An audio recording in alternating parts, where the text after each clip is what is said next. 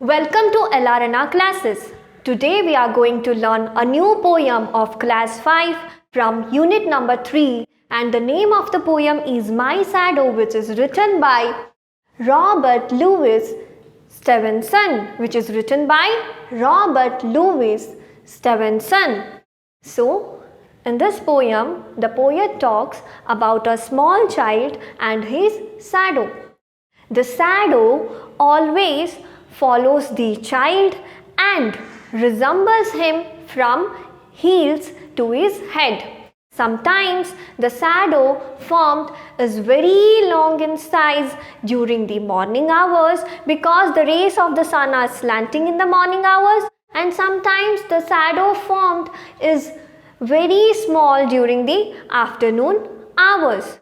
In this poem, the child shares his experience about his own shadow on the basis of various facts according to his experience. At last, one day, this child gets up before the sunrise and observes outside that there are dewdrops on Buttercup. And when he went out to see the dewdrops on Buttercup before the sunrise, he could not see his shadow because there was no light. It was dark that time. So the child feels that his shadow is very lazy and is still sleeping on the bed because shadows are only formed in the presence of light. Shadows are not formed during night time or in the presence of darkness. So let us learn this poem in detail. Do you know whenever there is light someone follows you? Have you ever wondered who is it? क्या आपको पता है जब भी रोशनी होता है हमारा पीछा कोई तो करता है? क्या आपको पता है? क्या आपने सोचा है वो कौन है? वो हमारा परछाई है. परछाई यानी शैडो. जब भी रोशनी होती है, जब भी कहीं पे लाइट होती है तो हमारे संग हमें कौन फॉलो करता है? हमारा परछाई, हमारा shadow. Read and enjoy. I have a little shadow that goes in and out with me, and what can be the use of him is more than I can see. He is very, very like me from the heels up to the head, and I see him jump before me when I jump into my bed. The funniest thing about him is the way he likes to grow, not at all like proper children, which is always very slow. For he sometimes shoots up taller like an Indian rubber ball, and he sometimes gets so little that there is none of him at all. One morning very early before the sun, I was up. I rose and found the shining dew on every buttercup, but my lazy shadow, like an errant sleepy head, had stayed at home behind me and was fast asleep in bed.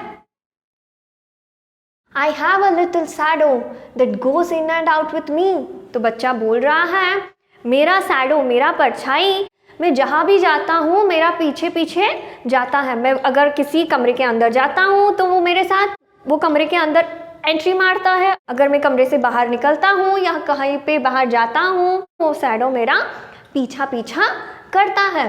And what can be the use of him is more than I can see. तो वो बच्चा बोल रहा है कि मुझे समझ में नहीं आता ये शैडो का यूज़ क्या है.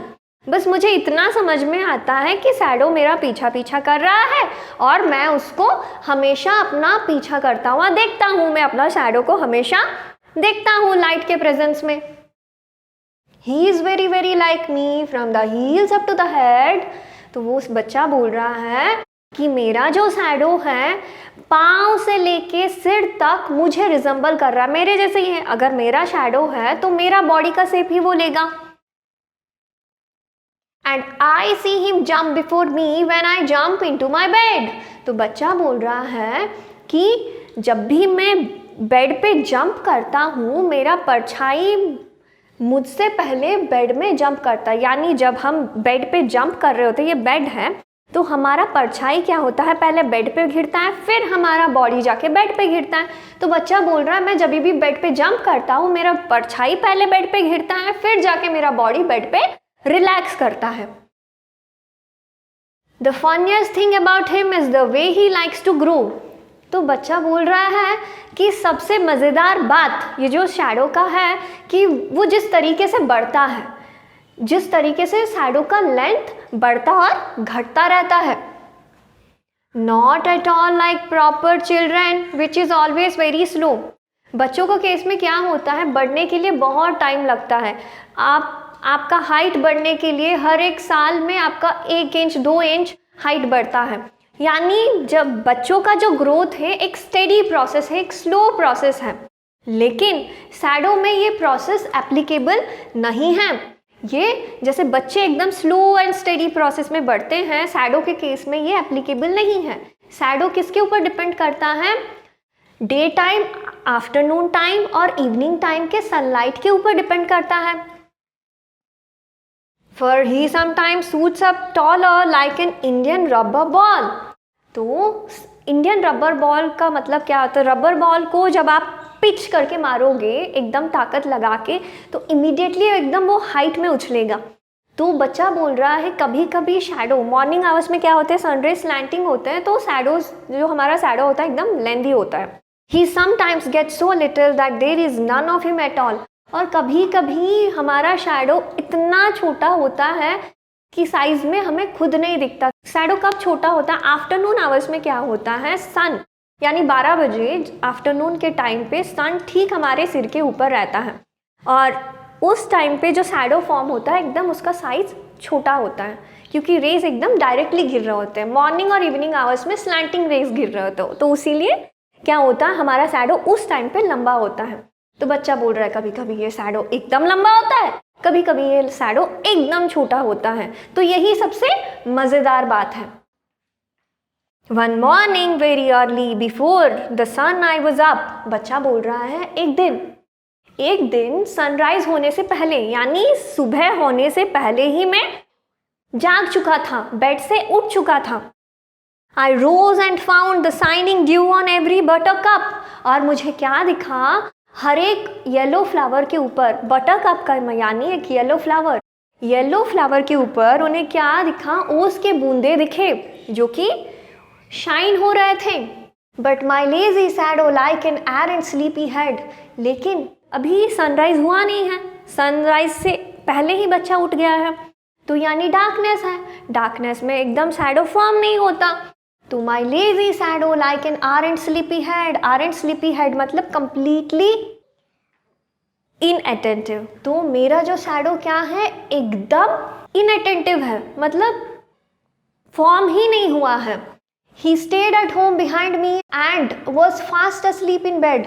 मैं तो जाग चुका हूँ और मैं जाके गार्डन में बटरकप्स के ऊपर जो ओस के बूंदे हैं उसको ऑब्जर्व कर रहा हूँ. और क्योंकि सुबह नहीं हुआ है, डार्कनेस है, शैडो फॉर्म नहीं हुआ है, मेरा शैडो कैसा है, एक बहुत ही इनअटेंटिव है. मेरा शैडो बहुत ही आलसी है जो कि मेरे उठने के बावजूद बेड पे सोया हुआ है और बेड पे रिलैक्स कर रहा है क्योंकि अभी तक सनराइज हुआ नहीं है. सो this is all about the poem My Shadow, and now let us learn some of the new words which we came across while learning this poem. Indian rubber ball, a ball that can bounce very high. Indian rubber ball यानी वो ball है जिसको आप pitch करोगे तो एकदम high bounce करता है, बहुत ऊंचा उठता है. बटरकप, ए येलो फ्लावर. बटरकप का यानी एक फूल है जिसका रंग कैसा है, पीला है, येलो है. एरंट यानी बैड, एरंट का मतलब गंदा. एरंट स्लीपी हेड मतलब कंप्लीटली इनअटेंटिव. एरंट स्लीपी हेड मतलब एकदम लेजी. बच्चे होते हैं ना, क्लास में बैठ के सोते रहते हैं, रात भर मोबाइल चलाते रहते हैं, पढ़ाई वढ़ाई नहीं, चैटिंग करते रहते हैं और क्लास में नींद आता है तो कंप्लीटली इनअटेंटिव. तो और एक बात है, इस पोयम में जो पोएट है उन्होंने एक पोएटिक डिवाइस यूज़ किया है जिसका नाम है पर्सोनिफिकेशन. पोयम में पोएट ने कहाँ पे ये पोएटिक डिवाइस यूज़ किया है, यहाँ पे. He is very like me from the heels up to the head. तो यहाँ पे अगर आप ही देखो, शैडो को पोयम में पोएट ने ही करके रिजेंबल किया है, लेकिन शैडो तो नॉन लिविंग है। तो पर्सोनिफिकेशन का मतलब होता है, personification is a poetic device in which objects such as plants, lifeless creatures are given human quality or characteristics। तो पर्सोनिफिकेशन का मतलब जब हम किसी भी पोयम में किसी नॉन लिविंग थिंग, टेबल हो गया, फैन हो गया, किसी नॉन लिविंग थिंग को, या किसी लाइफलेस क्रिएचर यानी नॉन लिविंग थिंग, या किसी प्लांट्स के पार्ट्स को, फ्लावर, लीफ, ब्रांचेस, इन सारे चीज़ों को हम एक ह्यूमन क्वालिटी से रिप्रेजेंट करेंगे। जैसे कि for example the flowers bagged for water. Flowers क्या है? लिविंग तो है, लेकिन कभी flowers they can't speak out. Bagged for water यानी प्लांट्स को पानी की ज़रूरत है। तो यहाँ पे जो पोएटिक डिवाइस हुआ है personification. The flowers dance to wind, यानी फ्लावर्स डांस नहीं करते, विंड के मूवमेंट से फ्लावर्स क्या हो रहे हैं, they are enjoying the to and fro movement. I felt like food kept calling me. Food एक नॉन लिविंग थिंग है। फूड कैसे आपको बुलाता है, यानी फूड इतना डिलीशियस है कि मुझे ऐसा लग रहा है food is attracting me to come and consume it. तो I felt like the food kept calling me. तो पर्सोनिफिकेशन क्या है?